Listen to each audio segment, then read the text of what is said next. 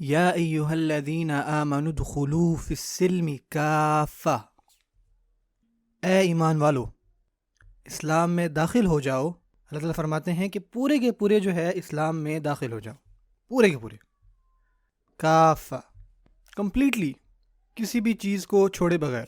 اب بھلا اس کا کیا مطلب ہوا؟ کیسا مطلب یہ ہے کہ آپ کو ایک پرفیکٹ مسلمان بننا ہے؟ کیا یہ اللہ تعالیٰ آپ کو بتا رہے ہیں کہ اللہ تعالیٰ نے بارز اتنے ہائی رکھے ہیں کہ آپ کے کامل مسلمان بننا ہوگا تب آپ بچ پاؤ گے، جس نے کبھی گناہ نہیں کیا، کبھی خطا نہیں کی؟ میں آپ سے پوچھ رہا ہوں، آپ بتائیں آپ کو کیا لگتا ہے؟ کیا اللہ تعالیٰ ہم سے یہ مانگتے ہیں؟ نہیں، بالکل نہیں۔ حتیٰ کہ جو صحابہ کرام ہیں رضی اللہ تعالیٰ عنہم، اللہ تعالیٰ ان کے بارے میں فرماتے ہیں کہ کنتم خیر امت اخرجت للناس، تم بہترین امت ہو، پرفیکٹ نہیں، بہترین، کیونکہ رسول صلی اللہ علیہ وسلم نے خود فرمایا کل بنی آدم خطاء، ہر آدم کا بیٹا گناہ کرتا ہے، وخیر الخطائین التوابون، اور خطا کاروں میں سب سے بہترین وہ ہیں جو توبہ کرتے ہیں۔ اللہ تعالیٰ آپ کو یہ نہیں کہہ رہے کہ آپ پرفیکٹ ہو جاؤ، بلکہ یہ فرما رہے ہیں کہ اسلام میں پورے کے پورے داخل ہو جاؤ، پورے کے پورے، پورا کا پورا تسلیم کرو۔ جو بھی اللہ تعالیٰ نے نازل کیا ہے آپ کا اس پہ ایمان ہو پورا پورا، آپ اس پہ پورا عمل کرو۔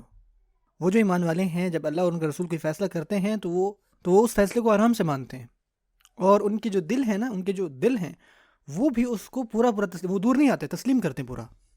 ہو سکتا ہے آپ کو سمجھ میں آئے کہ مسلمان ہے جو 80 سالوں سے مسلمان ہے لیکن اس کو نہیں سمجھ میں آئے کہ یہ چیزیں ایسی کیوں ہیں۔ پتہ اس کا جواب کیا ہے؟ یہ ایسے ہی ہیں جیسے اللہ نے ہمیں کہا کرنے کو، بات ختم۔ ایسے ہی اللہ تعالیٰ نے ہمارے لیے چاہا۔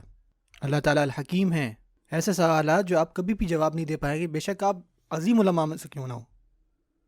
اگر آپ سے کوئی سوال پوچھے کہ اللہ تعالیٰ یہ کیوں فرماتے ہیں کہ دن میں 5 دفعہ نماز پڑھو، نہ کہ 9 دفعہ یا 7 دفعہ یا 3 دفعہ یا 2 دفعہ 1 دفعہ، اس کا جواب کوئی نہیں جانتا۔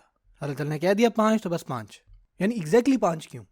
ہم کمپلیٹلی ایکسیپٹ کرتے ہیں، پورے کے پورے داخل ہونا، یہی ہے اصل ایمان۔